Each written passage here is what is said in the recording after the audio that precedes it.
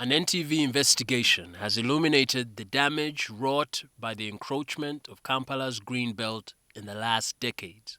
From the Centenary Park green spaces to the Kinawataka green wetlands, areas that store and absorb the water flow by trapping and slowly releasing surface water, rain, and floodwaters, have shrunk considerably.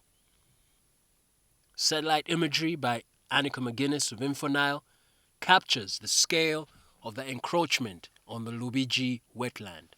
Large-scale infrastructural projects like the Northern Bypass have aggravated matters. Lubigi is hardly an outlier. Wetlands in Nachivubo and Kinawataka have been whittled down by encroachment occasioned by investors and human settlements. Today, Uganda continually pays a high price because of such encroachment. Flash floods continue to turn Kampala's thoroughfares into death traps. With the drastic effects of climate change, it will take a number of years and large sums of money to fix the city's potholes and red-rutted paths in the outskirts of Kampala metropolitan city.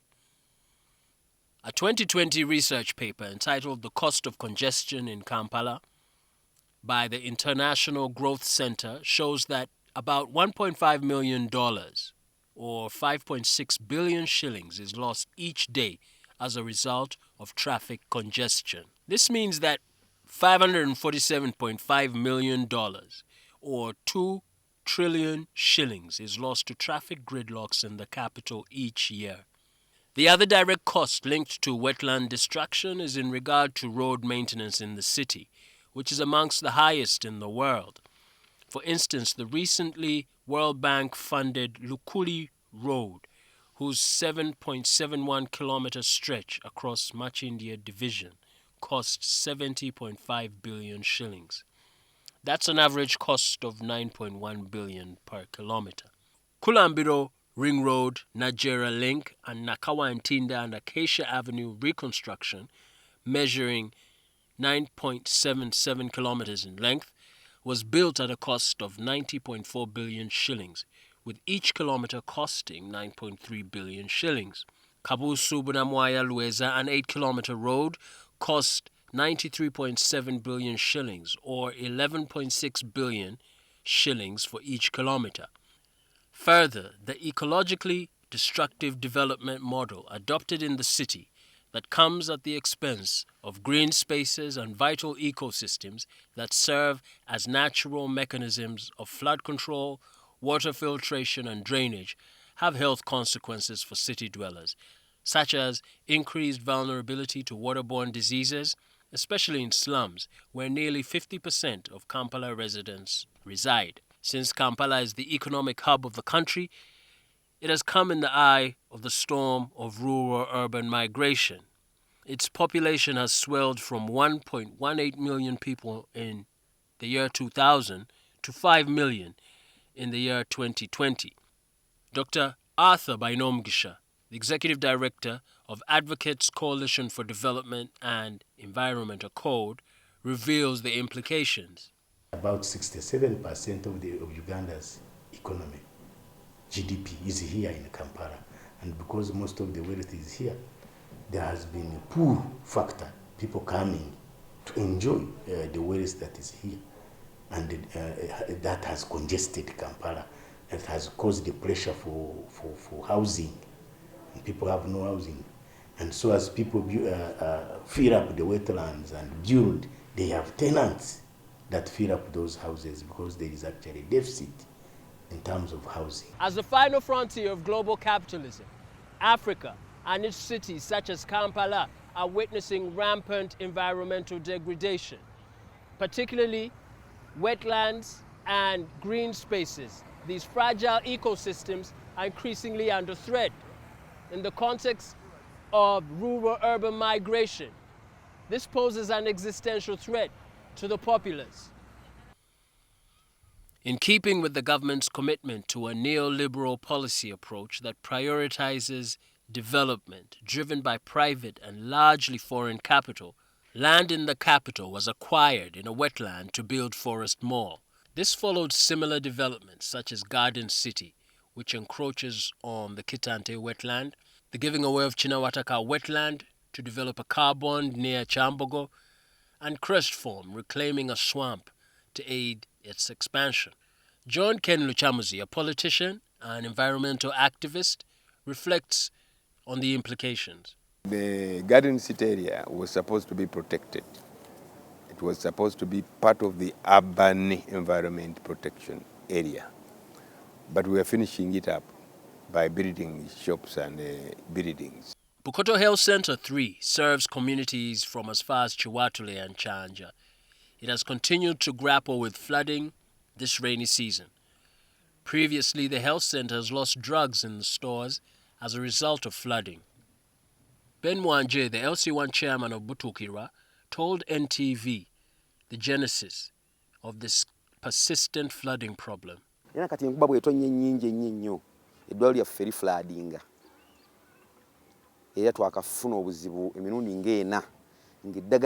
Even now, when there is heavy downpour, our health center floods. It has flooded at least 4 times. The drugs in the store got damaged. This started when the wetland was developed. Victor Nahabwe, a senior manager, environment enforcement and field operations at the National Environment Management Authority, or NEMA, explains the biggest threats to wetlands in the city.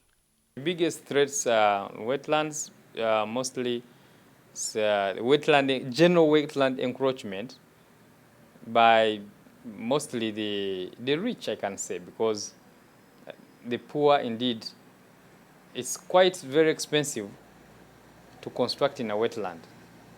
You have to backfill, and a poor person might not manage to, for example, fill an acre of a wetland because of the costs involved. So it's associated, basically wetland encroachment is associated with the people who can afford, the rich. And so that's one of the challenges, because they don't develop those wetlands for their own homes, but they put big projects on those wetlands. So whereas we are mandated to monitor and regulate all those activities, these people can operate at any time, both during the day and night, whether weekend or public holidays or what. They are always on the lookout to see how they can beat the system. Despite a 1998 amendment to Section 44 of the Land Act, stipulating that the government or a local government shall not lease or otherwise alienate any natural resource, including wetlands, land titles continue to be issued for property in wetlands. Per the Uganda Wetland Atlas Volume 1, each year 600 hectares or 1,483 acres of wetland are reclaimed in this manner. Since 1995, land titles have been issued for at least 782 plots, wholly or partially located in wetlands in central Uganda. This is according to a 2018 audit of the Wetland Management Department by the Office of the Auditor General.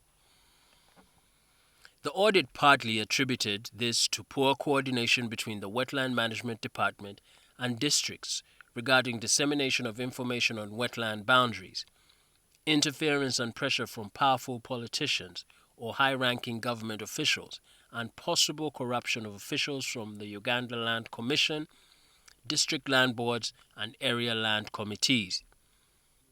However, Victor Nahabwe plays down the allegations of corruption. We don't have really those cases. They are minimal, very minimal, because we have a professional team. So any compromise or any person intending to compromise the enforcement team, then he himself is equally liable to be charged, because, that is corruption, first of all, of the highest order. His comments are in stark contrast to a recently released Inspectorate of Government report which estimates that the loss of environmental resources to corruption is an astronomical 2.28 trillion shillings per year. The same report puts the cost of environmental pollution and degradation at 536.8 billion shillings per year. On April 16, 2014, a cabinet paper recommended the cancellation of land titles in wetlands in a bid to address the problem of wetland degradation. It also directed that all titles in wetlands on public land acquired unlawfully after 1995 be cancelled by the Land Ministry. Enforcing these legal provisions has, however, proved complicated. Appearing before the Committee of Commissions, Statutory Authorities and State Enterprises, COSASE, in March 2023, KCCA's Director of Health Services and Environment, Daniel Okello, revealed that on the Nachivubo Channel, the Cabinet Subcommittee chaired by the Prime Minister assessed and recommended cancellation of titles. There were a list of titles to be cancelled. Along the way, some of the affected people went to court and got injunctions. A March 2018 memo from NEMA to Dorothy Chisaka, the KCCA Executive Director, listed plots with titles for cancellation located in the wetland section of Bugolobi Bungalows. The list excludes UBC land because it was acquired before 1995 and plot 469 in Panga Close, which is exempted on account of a Court of Appeal ruling. Further titles for plots in Chitintale Zone 12 and plots adjacent to Kampala Industrial Park are listed for cancellation. This raises the concern of discriminatory enforcement in light of the inconsistent application of the law. For instance, in 2014, a perimeter wall was erected by Royal Palm Suites at Butabika in Kinawataka wetland, compromising the long-term ecological integrity of the wetland, which along with Nachivubo and Lubigi are the three most critical wetland ecosystems in the city. This happened 6 years after farmers in Kinawataka wetland were prevented from opening the wetland for cultivation and digging drainage channels. As NEMA, we don't discriminate any person. We treat all other people, all people equally. We don't discriminate in enforcement. If you are encroaching on a wetland, then the law has to take its course. Interventions by government agencies and civil society to restore degraded wetlands indicate the scale of the challenge. The 2018 audit revealed that countrywide 628.9 hectares, or 1,554 acres, were restored each year, yet 28,261 hectares, or 69,834.4 acres, are lost each year. Typically, this net loss of wetlands is attributed to re-encroachment on restored wetlands. Dennis Bugaya, the Buganda Land Board spokesperson, brings the implications into view. When you look at the Lubigi wetland, from where it starts, that's around, I think, Namungona, around that area. It entirely falls on Kabaka's mile land title. That's block, the land title for block 203.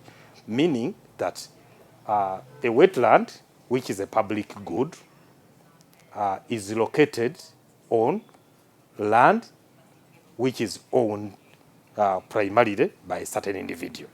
So how do you balance the individual right of the owner and that of the public good, which is maintaining the environment? Public green spaces continue to be threatened by the prevailing unplanned city sprawl. These spaces are sites for community and recreational activities such as sports, which is critical given the city's predominantly young population. Yet it is increasingly apparent that the value they contribute to make the city livable is underestimated by the authorities and city planners, with an insatiable appetite to build on any open space. The Uganda Vision 2040, a strategy to foster the development of Uganda, outlines efforts necessary to restore ecosystems, such as wetlands. This is through the implementation of catchment-based systems, gazetting of vital wetlands for increased protection, and monitoring and inspecting restored ecosystems. However, it will take pragmatism rather than such lofty blueprints to save Kampala from being sank by ravaging floods.